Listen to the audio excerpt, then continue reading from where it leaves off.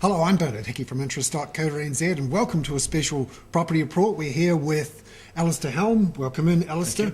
He's the CEO of realestate.co.nz, and every month realestate.co.nz comes out with a monthly report on what's happening with property listings, asking prices and inventories across New Zealand for those listings on realestate.co.nz. Alistair, what was the key thing to come out of this month's report? Well, this month the focus is on inventory. It's been tracking downward for about 18 months and has been below that long-term average for that period of time. What we saw in the last month of June was quite a significant fall. It had actually staged it almost like a sort of recovery in May, but the flow of new listings coming on the market in June didn't meet the increase in sales, and therefore we've tripped below another critical point, which is 30 weeks of inventory. That's to say, is if you took everything on the market at the end of June and you carried on selling at the same rate, in theory it would take just under 30 weeks before the end of the year, we'd sell out the whole lot. And that's a good measure of the state of the market. And it's around more to do with the increase in sales than it is as much to do with a lack of listings, but a lack of listings is obviously key to it. So what does that mean for prices, asking prices? Who's got the power in the market? Well, the status of inventory clearly says sellers have the power. There's no doubt about it that if you look at it nationally, you break it down by region, it is the case that all the regions are showing a seller's market. Now, interestingly though, it's not resulted in another spike in asking price.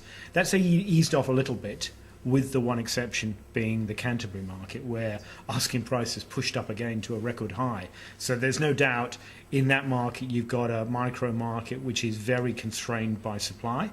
It's down to below 16 weeks, which is incredibly low supply, and that has caused another rise in asking price. So we're on these market situations favouring sellers where there is pressure on potentially asking price, but not massively, and that will be interesting to watch through the winter. Let's have a look then, region by region, at what's happening with inventory. Yep. Which shows that Auckland here, 18 weeks. That's well below the long-term average of 32. Exactly. That blue suggests a plenty of power in the hands of sellers. Yeah, the darker blue indicates the more extreme, and that's seen through, say, Auckland, Waikato, Hawke's Bay, Wairarapa, Wellington, over on the west coast and the Queenstown region, and then, as I pointed out, Canterbury there. 16 weeks. I know, it's quite an incredible situation, and it's been tracking down for quite a while now. And then even Otago picking up there quite a low inventory. So you can see the overall picture is sentiment towards sellers, and very few regions are actually above long-term average. Is this something to do with the winter or not? There is a factor behind it. The months of June, July and August are particularly quiet months for listings. There's a sentiment component of it that consumers feel that's not the time to list, that it's better to list when the sun's out and people are out and about enjoying the weather. But the reality is the differential between sales in a big month like March and sales in a slightly quieter month like July, not that much difference, but listings go way down in the winter, come way back in the summer. So there's almost a counter-logical argument that says get your property in the market in the winter and you actually got a better market opportunity. And so there's a factor of seasonality, but it's as much a factor of sales picked up massively in May, and that's drained resources of inventory and not enough new listings came on the market. Let's have a look then at the national picture for asking prices, which gives us an idea of what's happening here. So again, we're seeing asking prices down in some areas in the month. Yep. That's sort of slightly counterintuitive to what we're seeing with inventories. What's the story there? Well, as you say, it's a bit of a mixed bag there. I mean, take Auckland, for example. It's come off a high.